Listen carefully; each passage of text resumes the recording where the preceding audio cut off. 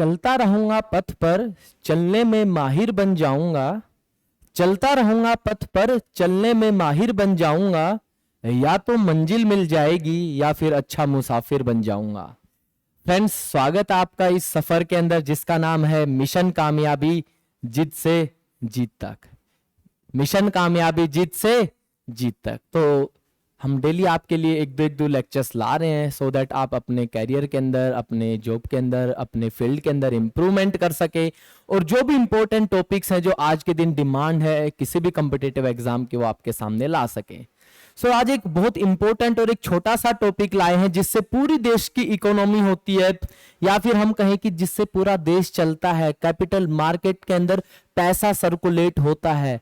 आज हम लाए एक छोटा सा टॉपिक आरबीआई के रिगार्डिंग। आज हम डिस्कस करेंगे कि आरबीआई की क्या कुछ हिस्ट्री है, आरबीआई के क्या कुछ फंक्शंस होते हैं और आरबीआई कैसे महंगाई, इन्फ्लेशन को कंट्रोल करती है।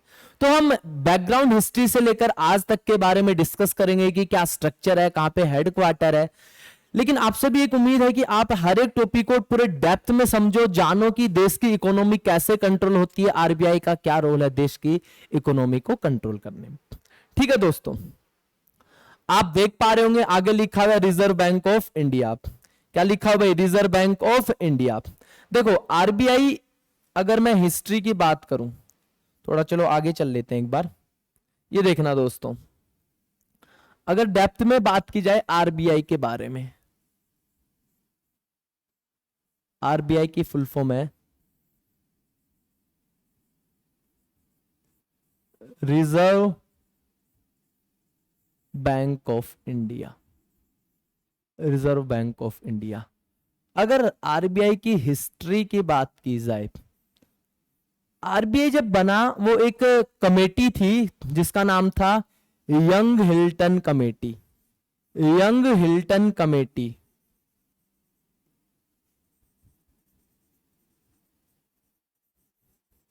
यंग हिल्टन कमेटी जिसको रॉयल कमीशन भी कहा गया।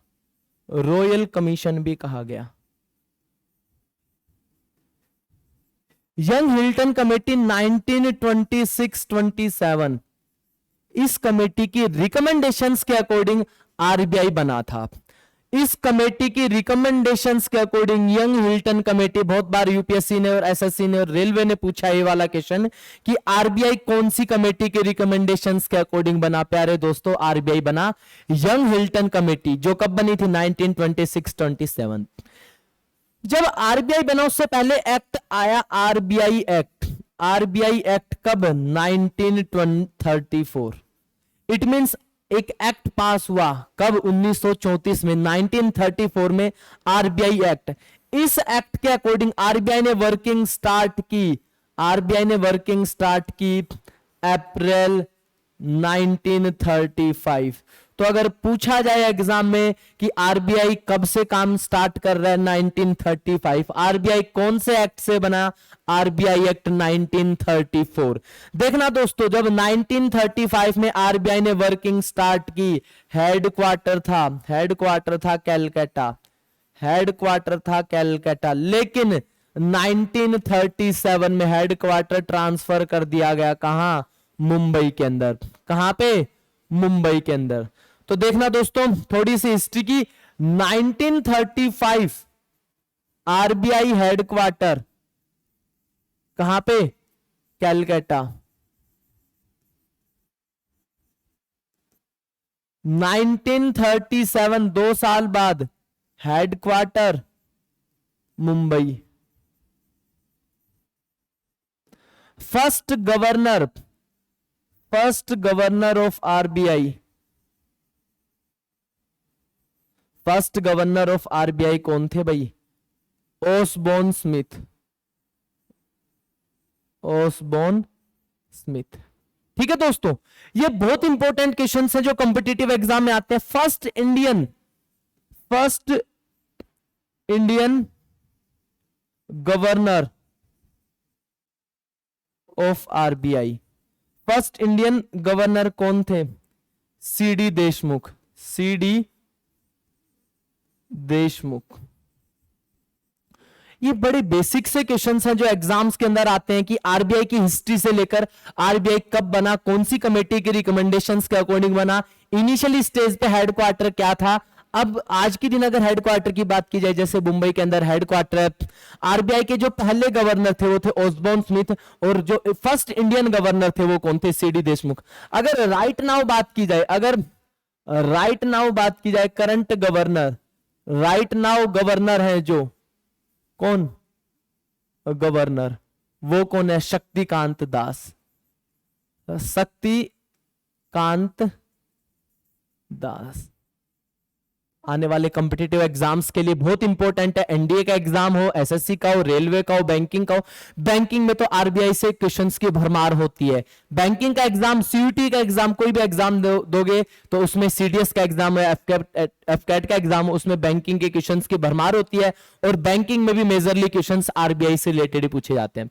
हमने सबसे पहले डिस्कस किया आरबीआई के बारे में, आरबीआई कब बना, कौन से एक्ट से बना, क्या क्या इसके अंदर गवर्नर थे, फर्स्ट गवर्नर कौन था, फर्स्ट इंडियन गवर्नर कौन था। इसके बाद आफ्टर इंडिपेंडेंस, अब सुनो, आफ्टर इंडिपेंडेंस,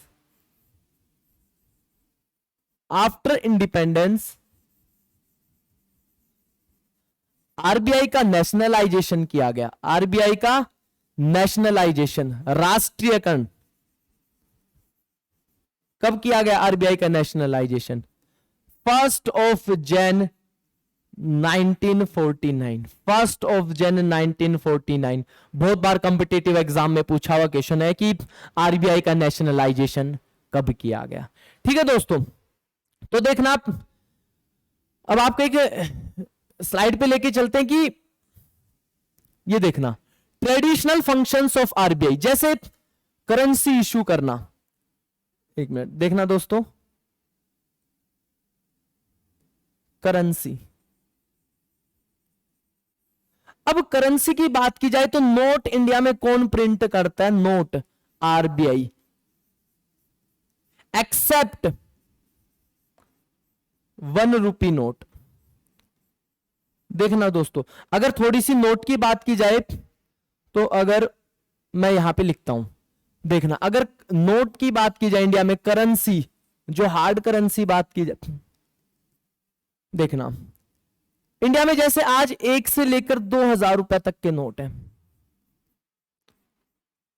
जिसमें 1 रुपए का नोट है, 5 रुपए का है, 10 का है, 20 का है, 50 का है, 100 का है, 200 का है, 500 का है और 1000 रुपए का, सॉरी 2000 रुपए का।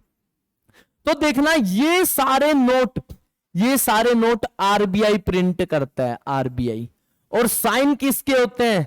साइन होते हैं governor of RBI, governor of RBI. और ये 1 रुपए का नोट, 1 रुपी नोट, ये कौन प्रिंट करता है?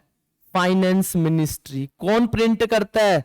Finance ministry. बहुत इंपॉर्टेंट क्वेश्चन है। और इसको साइन कौन करता है? इसको साइन करता है फाइनेंस सेक्रेटरी। कौन? Finance secretary. तो दोस्तों ध्यान रखना, पूरे इंडिया में जितने नोट भी प्रिंट होते हैं, 1 रुपए के नोट के अलावा सारे नोट हैं आरबीआई प्रिंट करता है, साइन उस पे आरबीआई के गवर्नर के होते हैं। लेकिन जो 1 रुपए का नोट होता है उस पे साइन होते हैं फाइनेंस मिनिस्ट्री के, और इशू करती है फाइनेंस मिनिस्ट्री। फाइनेंस सेक्रेटरी के साइन होते हैं, फाइनेंस मिनिस्ट्री या कह सकते हैं हम गवर्नमेंट ऑफ इंडिया। अगर मैं बात करूं नोट प्रिंट कहां होते हैं, अगर नोट प्रिंट कहां होते हैं तो इंडिया में नोट 4 जगह प्रिंट होते हैं।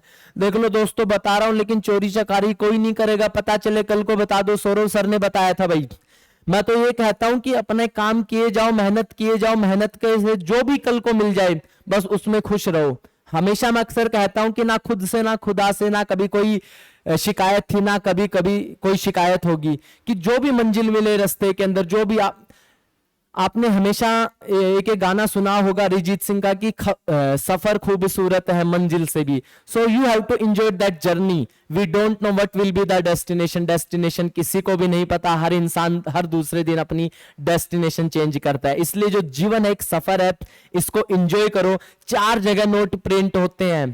पहला नासिक के अंदर, पहला नासिक, नासिक कहां? महाराष्ट्र के अंदर। नासिक कहां? महाराष्ट्र के अंदर। दूसरा देवास, देवास कहां पे? देवास है मध्य प्रदेश के अंदर। तीसरा मैसूर, तीसरा कहां? मैसूर, मैसूर कहां? कर्नाटका के अंदर। चौथा सालबोनी, चौथा सालबोनी के अंदर। सो 4 जगह ऐसी हैं जहां पे नोट इंडिया में प्रिंट होते हैं, नासिक, देवास, मैसूर और सालबोनी।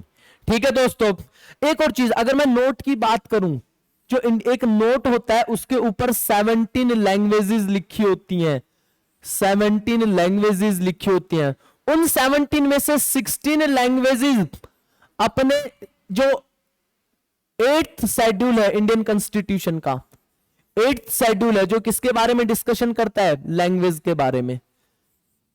तो इन 17 लैंग्वेज में से 16 लैंग्वेजेस 8th शेड्यूल जो लैंग्वेज से रिलेट करता है, फिर 343 आर्टिकल भी लैंग्वेज से रिलेट करता है। इन 17 लैंग्वेज में से 16 लैंग्वेज तो हमारे 8th शेड्यूल या 343 आर्टिकल से है। एक लैंग्वेज ऐसी है जो हमारे कॉन्स्टिट्यूशन में नहीं लिखी हुई, नहीं बताई हुई, जो हमारे ना हमारे शेड्यूल में ना आर्टिकल के अंदर। वो कौन सी है? इंग्लिश। रिसेंटली सीडीएस में पूछा हुआ क्वेश्चन है, रिसेंटली एसएससी ने पूछा हुआ क्वेश्चन है। एसएससी ने तो ये भी पूछा था अभी रिसेंटली कि 1 रुपए का नोट के ऊपर किसके साइन होते हैं, और ये भी पूछा था कि जो कागज का नोट होता है उसके ऊपर कौन सी ऐसी लैंग्वेज है जो इंडियन कॉन्स्टिट्यूशन के शेड्यूल 8 के अंदर मेंशन नहीं है। ये है दोस्तों।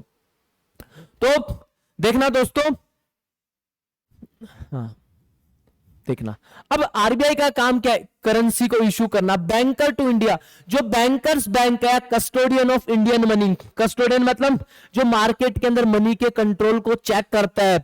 Exchange management and control, control of credit, कितना फ्लो है, कितनी लिक्विडिटी मार्केट में रहेगी, कितनी नहीं रहेगी। Collection and publication of data and reports. जैसे आपको मैं 2 चीजें बता रहा हूं, ध्यान से देखना दोस्तों। 2 टाइप की पॉलिसी होती है, एक होती है मॉनेटरी पॉलिसी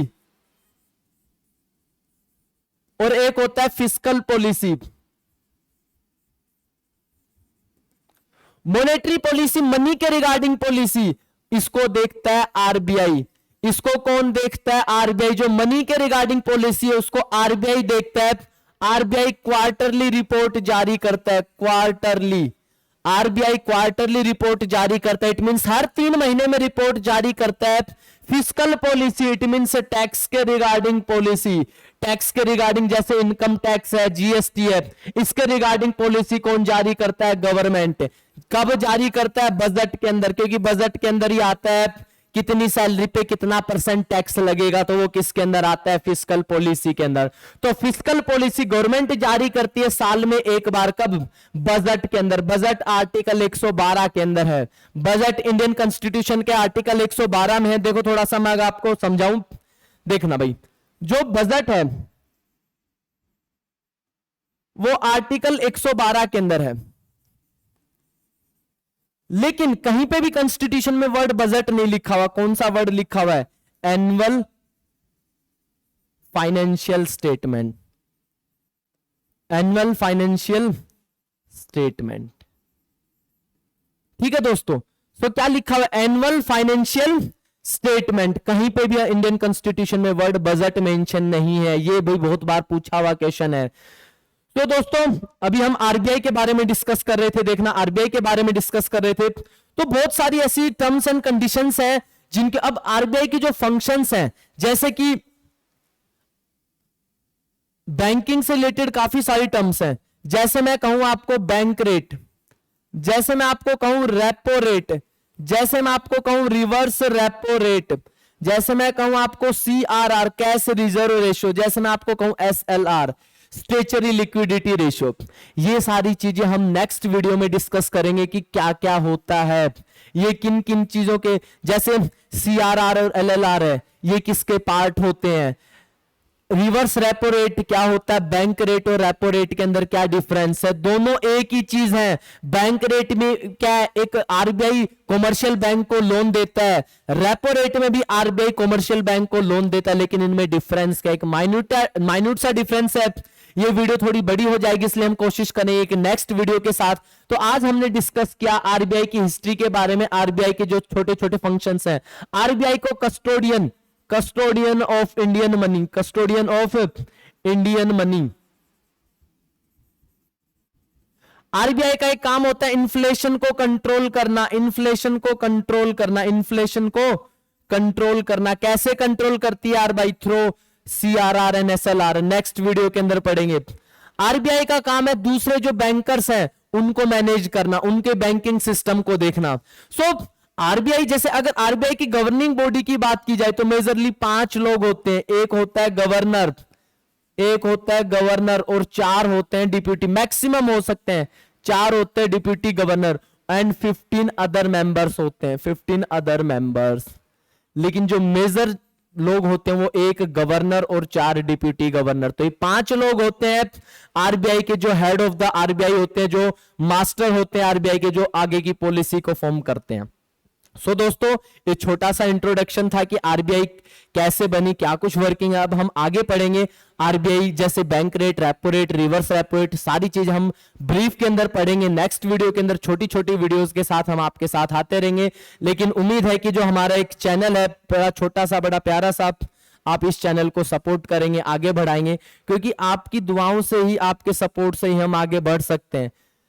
आप लोग अगर वीडियो को देखते हो तो प्लीज आपसे रिक्वेस्ट है, इस वीडियो को शेयर करो, सब्सक्राइब करो, अपने दोस्तों के साथ, अपनी फैमिली के साथ, अपने रिलेटिव्स के साथ शेयर करो, सो दैट हम मोटिवेट होकर आपको और आगे तक लेके जाएं।